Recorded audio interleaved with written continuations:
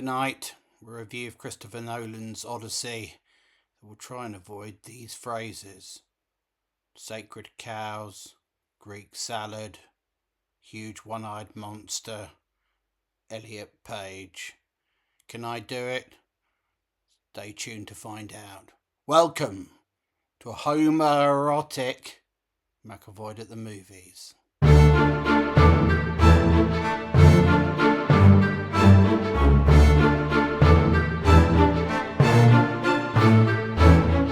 You know, I could personally relate to the Odyssey because Odysseus's trials and tribulations happened to me. Not literally, I understand, but figuratively. And ironically, while I was en route to see the Odyssey in Plymouth. The King of Ithaca had to endure all sorts of horrors. You know, cyclopses that ate his men, witches, whirlpools, sea monsters, and men literally lining up to steal his wife that he had to fight off after an exhausting trip. So what did I have to endure? Well, I had Great Western Railways. The absolute horror of having to get to Plymouth on Great Western Railways on a train with reduced power that terminated early in absolutely appalling heat. I had people who couldn't resist looking at their phones in the IMAX cinema. I had a man that I saw arrested for throwing a shoe at some teenagers. There were indecently dressed Gen Zers all over Plymouth. There were obnoxious Welsh people on the train that didn't return and was subsequently cancelled.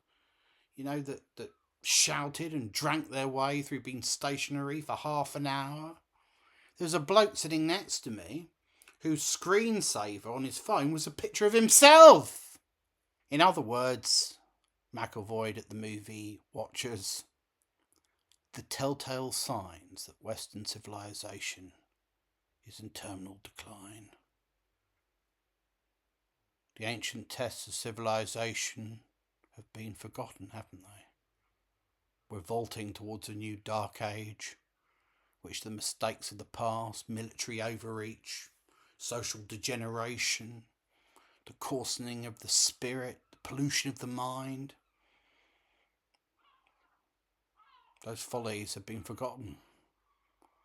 Curiously, these are also the things that plagued Matt Damon in the Odyssey. He has to go a long way to find himself. He travels for a long way and for a very long time. He forgets who he is, as we've all forgotten ourselves, has to be reminded.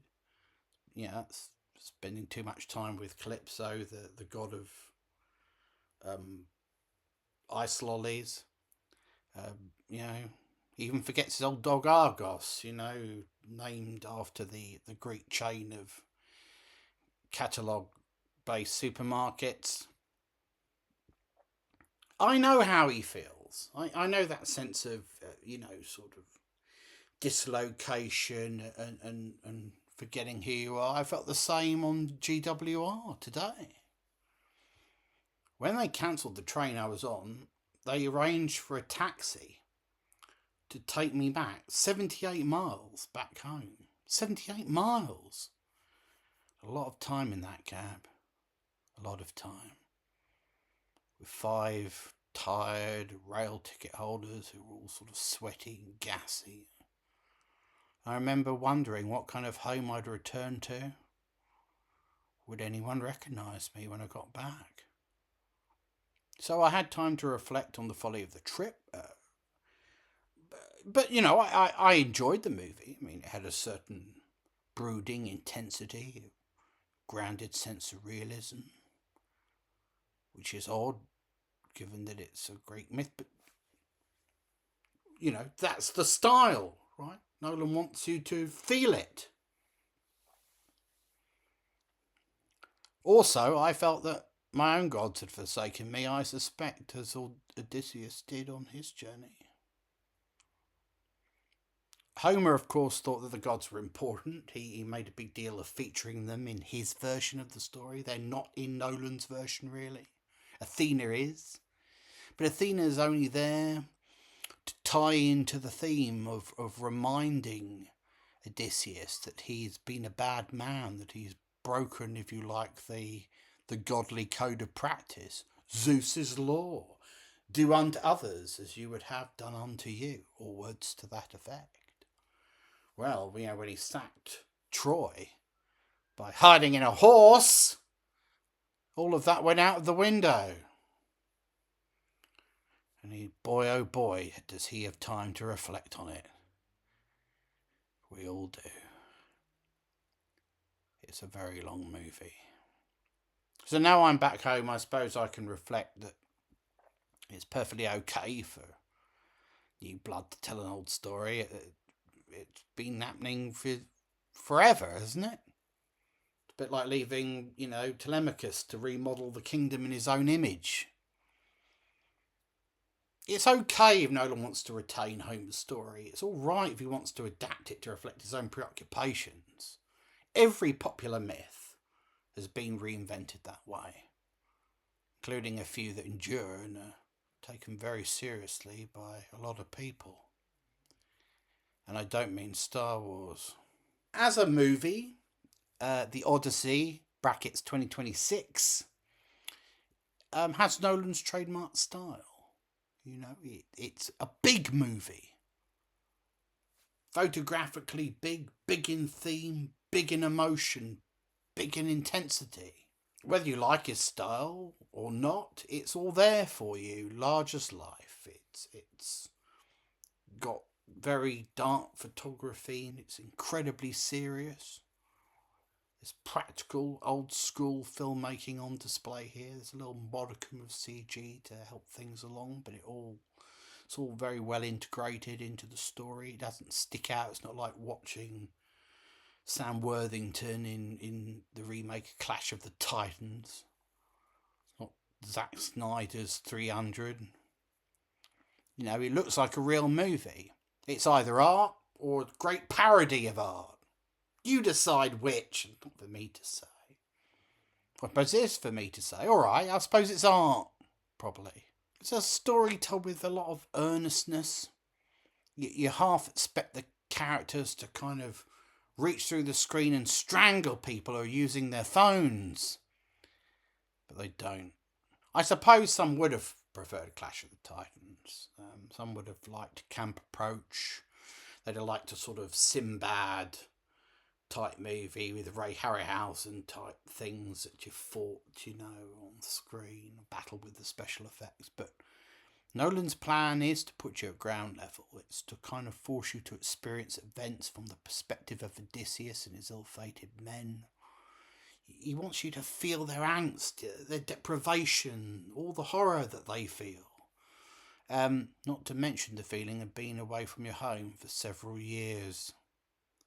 172 minutes or whatever.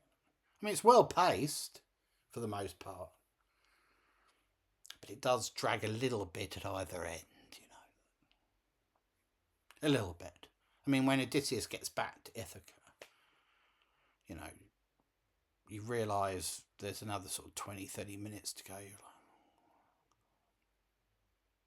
But it's worth it, even if that final sequence does sort of give you a terrible headache and an eye strain and an earache.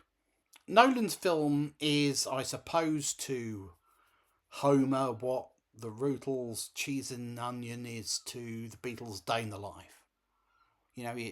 It's good, just in a different way. It's conceived with a combination of retrospection and riffing on classic themes. It's visceral. It's an elliptical, somber cinematic experience. And there are moments that really do your head in, not least because of Nolan's tendency to kind of edit around violence quite, quickly, while the score thumps in your ear.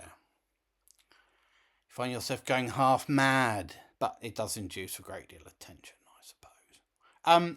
Look, this isn't a window into what the Greeks were thinking, 2,700 odd years ago. It's a Trojan horse.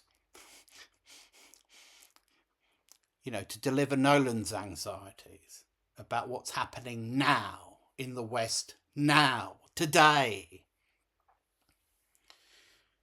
It's a Greek myth repurposed for our time. So it's not comforting escapism, and it's not a history lesson.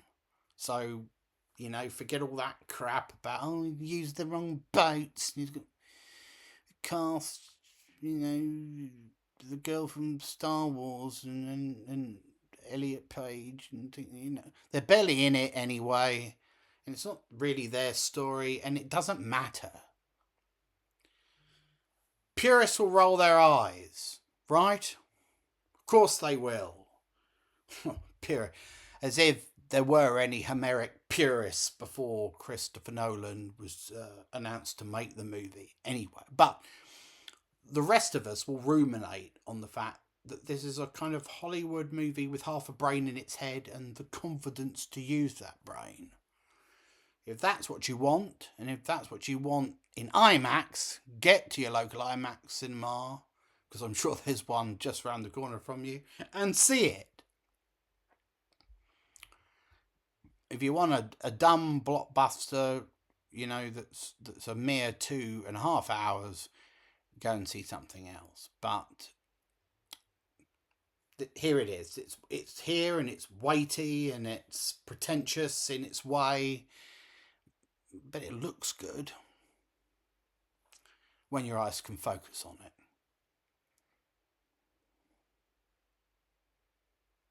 Well, that's it, all right?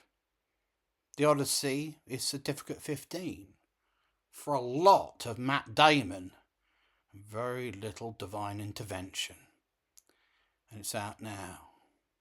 And I'm out now. Goodbye!